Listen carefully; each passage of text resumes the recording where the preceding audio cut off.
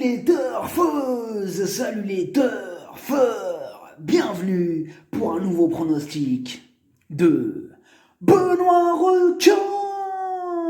Merci pour vos likes, pour vos commentaires. N'hésitez pas à vous abonner pour recevoir tous mes pronostics tous les jours. Ok, place au pronostic du Quintet du jeudi 26 mars. Et on retourne en Suède après cette petite escapade en Chine.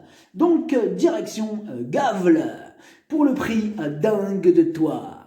3 attelés, 2140 mètres et il n'y aura que 11 partants au départ de ce quintet suédois. Donc réunion 1, course 6, le départ est fixé à 20h14. 7076 euros, corde à gauche et départ autostart pour 3 à 15 ans ayant gagné au moins 32 948 euros, mais pas 74 012 euros. Indice de confiance 2 sur 5. Petit retour sur le quintet du mercredi 25 mars. Dans mon pronostic, je vous ai donné le tiercé, le quartet, le quintet, le multi, bref, la totale. Et les 3 premiers chevaux de mon pronostic sont dans le quintet. C'était encore une fois une base en béton armé. Ça fait plaisir. Il y a des résultats, on continue comme ça. Après, c'est vrai que ça payait pas beaucoup, hein. Ça c'est vraiment dommage, parce que là, mardi, c'était beaucoup plus rémunérateur, par exemple. Oui. Oh. Voilà, ok, on passe à la définition du jour. La définition du jour aujourd'hui, donc, est affûté. Affûté se dit d'un cheval spécialement préparé pour une épreuve, et donc qui arrive au top de sa forme pour son objectif. C'est un cheval préparé en vue d'une course définie. Bonus définition, Bullfinch. Alors Bullfinch, c'est une haie disposée sur un talus. Le proverbe du jour. Et au fait, n'hésitez pas, hein, si vous avez des questions, à me les poser en commentaire et tout ça. Comme ça, hop, je n'hésiterai pas à vous répondre et j'essaierai de le faire de la façon la plus claire qu'il soit. Le proverbe du jour. Il se vend au marché plus de harengs que de sols. Et c'est un proverbe qui date de 1718. Alors apparemment, il est de Philibert Joseph Leroux. Explication de ce proverbe. Le prix peu élevé des harengs les met à la portée des plus pauvres. Les choses rares et chères ne trouvent d'acheteurs qu'auprès des gens aisés et riches. Voilà pour le proverbe du jour, les amis. On attaque le pronostic. On commence avec le numéro 1, Lucas Brice. La régularité ne fait pas partie de ses qualités. En 8 courses, seulement 3 fois à l'arrivée. Il reste d'ailleurs sur un échec. Il connaît bien cette piste, il a déjà couru 10 fois dessus pour 6 échecs, 2 victoires et 2 accessites. La dernière fois, il devait rendre la distance et il a terminé 7e. Mais cette fois-ci, attention, il se retrouve en première ligne et il va tenter d'en profiter pour remettre les pendules à l'heure. Donc c'est une surprise possible, qui pourrait d'ailleurs intéresser les amateurs de champ réduit. Le numéro 2, Melizza. Ses dernières sorties sont bonnes, même si elle aussi a le gros défaut de ne pas répéter ses bonnes sorties. Par contre, elle est vraiment dans son jardin sur cette piste. En 9 sorties, donc sur ce parcours, elle y a gagné 2 fois et elle s'y est placée à 6 reprises, aux 3 premières places. Sur cette même piste, elle a enregistré un super chrono, elle a trotté 1:13. Elle apprécie aussi les départs autostart. Donc, en résumé, elle est en forme et elle va encore défendre chèrement ses chances. Mieux vaut ne pas la sous-estimer. Le numéro 3, Castle Hall. Il a la pêche. Il a remporté sa dernière course. Il est aussi plutôt régulier dans l'ensemble. En 7 courses, 6 fois à l'arrivée. Donc, après, surtout ces derniers temps qu'il est régulier. Puis on a envie de dire tant mieux, parce que c'est le présent qui nous intéresse. Enfin bref. Il s'est beaucoup amélioré avec le temps. Il est en première ligne, voilà pour le côté positif. Maintenant, il est vrai que sa marge de manœuvre se réduit dans cette épreuve. Et s'il veut espérer accrocher une place dans ce lot, il lui faudra compter sur un parcours sur mesure mais il mérite quand même une note de méfiance. Le numéro 4, Findus M. Il est dans une forme olympique. Non seulement ses 6 dernières courses, il est 100% à l'arrivée, mais en plus, au cours de ses 6 dernières sorties, il n'a pas fini plus loin qu'à la 3e place, dont 2 victoires. À noter qu'il a tiré l'un des 3 meilleurs numéros de la course. C'est aussi le plus riche de ce quintet. Il vient d'effectuer une belle course de rentrée et des progrès sont attendus. Cette fois-ci, il a vraiment tout pour plaire. Tous les feux sont au vert. Énorme oui. Le numéro 5, Salma Toll.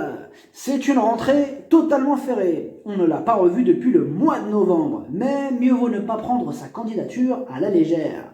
En effet, elle a déjà réussi à briller d'emblée pour sa rentrée. Là, elle arrive avec de la fraîcheur et le scénario peut recommencer. Elle est dans sa catégorie et avant son repos, elle avait enchaîné plusieurs victoires et podiums. Elle aussi a hérité de l'un des meilleurs numéros de la course. Attention à elle, casseuse de tickets en puissance. Le numéro 6, Soga Ikaros. C'est une rentrée pas revue depuis le mois d'octobre. Et dans cette catégorie, c'est vrai qu'il est barré quand même par plusieurs concurrents. Donc, non seulement il n'a plus de marge de manœuvre, mais il devra aussi faire face à des chevaux plus affûtés. Sa tâche s'annonce vraiment compliquée. Ce serait quand même vraiment une surprise de le voir à l'arrivée. Outsider. Le numéro 7, Unexpected. Sa première qualité, il fait toujours de son mieux pour obtenir le meilleur classement. Autre bon point, il adore ce parcours. En 5 courses sur cette piste, il a terminé 5 fois à l'arrivée. Donc là, on est sur du 100%. Même si sa dernière victoire, elle remonte un peu, c'est vrai que ça fait un petit bail quand même, et que dans ce lot, quelques chevaux lui barrent la route, du moins pour les premières places, il a déjà prouvé qu'il restait compétitif dans des lots similaires. Ce jeudi, il va encore faire de son mieux et il garde son mot à dire. Le numéro 8, Lady Uline. C'est une rentrée et elle n'a couru qu'une seule fois sur ce parcours. Mais cette seule fois, elle était concluante car elle a gagné ce jour-là. Notons aussi qu'elle est archi régulière. En 12 courses, elle a terminé 11 fois à l'arrivée pour 8 podiums, dont 4 victoires. Petit désavantage, elle a hérité d'un numéro contraignant. Mais comme il n'y a pas beaucoup de partants, elle n'aura pas à fournir un effort trop important pour doubler au départ et essayer de se placer. Donc, en gros, elle a une belle carte à jouer et bien sûr qu'on la garde. Le numéro 9, Matter of Fact. Elle a débuté sa carrière aux États-Unis. Elle a couru 2 fois en Suède. Elle vient de terminer sa course en enregistrant une excellente réduction kilométrique. L'autre fois aussi, elle a montré de jolis moyens alors qu'elle devait rendre la distance ce jour-là. Mais elle vient de prouver qu'elle avait largement les moyens de bien faire à ce niveau. Et même en ayant hérité du numéro 9, ce fameux numéro piège, elle va tenter de continuer sur sa belle lancée. Elle peut en faire souffrir plus d'un sur sa route. C'est oui! Le numéro 10, Tzatziki. Mieux vaut ne pas le condamner trop vite sur son dernier échec, car il déçoit très rarement. Il est même plutôt régulier dans l'ensemble. En 11 courses, il a terminé 8 fois à l'arrivée. En plus, son dernier échec comporte des excuses. Il devait ce jour-là s'élancer à l'extérieur et il a gâché toutes ses forces en tentant de doubler quelques chevaux. Ça arrive, donc faut pas trop le condamner là-dessus. Cette fois-ci aussi, il n'a pas hérité d'un super numéro en seconde ligne, donc c'est vrai aussi, vous me direz. Mais j'insiste sur le fait qu'il ne soit pas beaucoup de partants et donc les numéros auront une moins grande importance que si c'était un lot touffu en fait.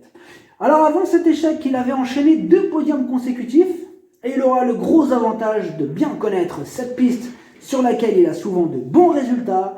Mieux vaut ne pas l'oublier. Le numéro 11, Everest Sisu. Il a la pêche.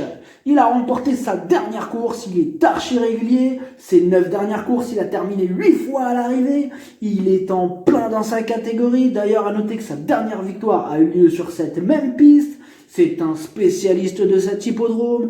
Déjà 3 victoires sur ce parcours.